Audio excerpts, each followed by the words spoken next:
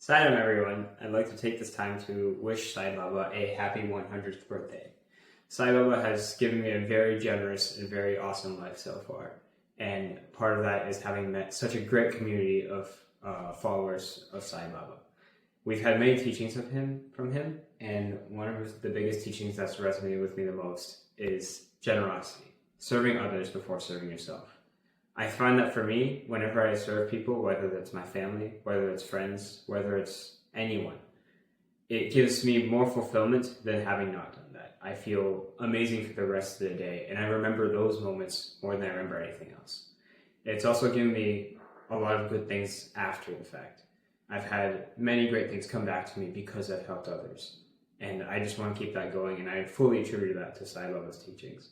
So, Sai Baba, thank you. Happy 100th birthday.